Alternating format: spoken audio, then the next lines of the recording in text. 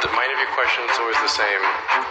10 sponsor besar Arab dan Eropa siap masuk FIFA ASEAN Cup, asal Indonesia join dan jadi tuan rumah.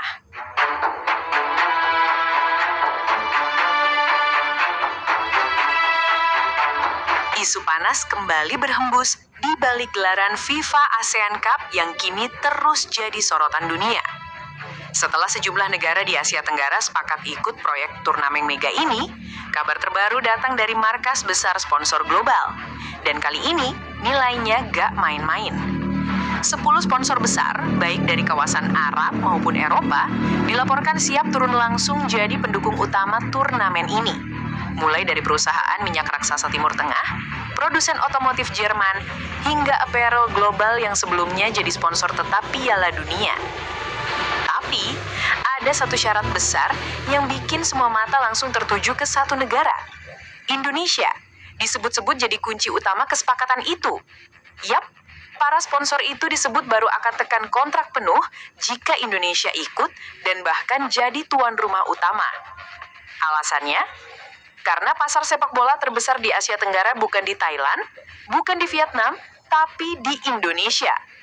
Data terbaru dari FIFA Market Index bahkan nyebutin potensi ekonomi dari basis fans Indonesia bisa menembus 1,3 miliar dolar per musim. Angka yang bikin sponsor Eropa langsung geleng kepala. Dan uniknya lagi, rumor ini gak datang dari media lokal, tapi dari laporan media olahraga Prancis dan Uni Emirat Arab yang bilang, tanpa Indonesia, turnamen ASEAN Cup tak punya nilai jual global. Gila, sekelas FIFA aja ternyata tahu kalau nggak ada euforia supporter Indonesia, turnamen Asia Tenggara bakal hambar. Tapi di balik itu muncul juga dinamika politik olahraga. Karena status tuan rumah nggak bisa asal disetujui. Indonesia harus dapat restu langsung dari FIFA dan AFC, terutama setelah beberapa kali konflik internal PSSI bikin reputasi kita agak terguncang. Meski begitu, pihak sponsor disebut siap bantu lobi agar Indonesia dapat hak istimewa jadi host. Mulai dari pembiayaan stadion, promosi internasional, sampai paket siaran global. Bayangin aja, kalau ini benar kejadian, FIFA ASEAN Cup bisa jadi turnamen regional paling mahal kedua setelah Copa America. Dan reaksi netizen Indonesia udah bisa ditebak. Komentar di berbagai platform langsung banjir. Gas aja, ini kesempatan kita buat push rank FIFA. Jadi tuan rumah biar FIFA tahu, supporter kita gak kaleng-kaleng. Bahkan ada yang nulis, sponsor aja percaya sama kita, masa federasi sendiri galuh? Tapi tentu, gak semua pihak langsung setuju. Beberapa analis ngerasa, tawaran ini bisa jadi pedang bermata dua. Karena kalau gagal memenuhi ekspektasi sponsor, Indonesia bisa kehilangan kepercayaan global untuk event-event berikutnya.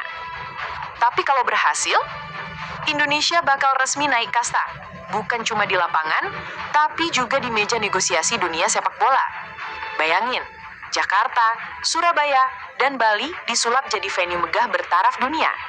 FIFA datang, sponsor global masuk, dan ranking FIFA kita perlahan naik pelan. Bukan karena wacana, tapi karena exposure nyata dari turnamen internasional. Dan buat para fans, ini bisa jadi momentum baru buat bersuara. Bahwa sepak bola Indonesia bukan cuma punya supporter terbanyak, tapi juga potensi ekonomi dan pengaruh global yang mulai diakui dunia. Tapi di tengah gegap gempita dukungan sponsor itu, ada satu hal yang cukup bikin heran. Malaysia, yang notabene jadi tempat kantor pusat AFC berdiri, justru gak masuk hitungan sebagai kekuatan besar di proyek ASEAN Cup ini. Padahal secara geografis dan politis, posisi mereka kuat banget. Tapi nyatanya para sponsor besar dari Arab dan Eropa gak menempatkan Malaysia sebagai poros utama turnamen. Kenapa? Karena secara pasar mereka kalah jauh. Kalau Indonesia punya 270 juta penduduk dan fans base bola yang aktif 24 jam, Malaysia jumlah penontonnya bahkan gak nyentuh seperempat dari itu. Bahkan data engagement digital sepak bola ASEAN tahun lalu nunjukin, konten timnas Indonesia nyumbang 68% traffic total kawasan. Sementara Malaysia cuma di bawah 8%. Jadi meskipun kantor AFC berdiri megah di Kuala Lumpur, para sponsor gak ngelihat itu sebagai jaminan kekuatan sepak bola. Yang mereka cari bukan lokasi kantor, tapi basis massa dan daya jual. Dan itulah kenapa Indonesia dijadikan syarat utama. Karena tanpa Indonesia, turnamen ini gak akan punya atmosfer. Bayangin aja, stadion penuh di Jakarta dan Surabaya disiarkan ke seluruh dunia. Sementara di sisi lain, stadion Malaysia masih sepi, padahal markas AFC cuma sejengkal dari situ. Ironis kan? Kantornya di sana, tapi denyutnya di sini. Bahkan salah satu media Qatar sempat nulis, ASEAN Cup akan hidup hanya jika dimainkan di tanah yang punya jiwa sepak bola. Dan itu bukan di Kuala Lumpur. Kalimat itu langsung viral, dan netizen Indonesia langsung nyaut. Ya jelas, di sini bola bukan sekedar olahraga, tapi harga diri. Dan dari situ makin jelas, kalau para sponsor ini gak asal pilih. Mereka ngerti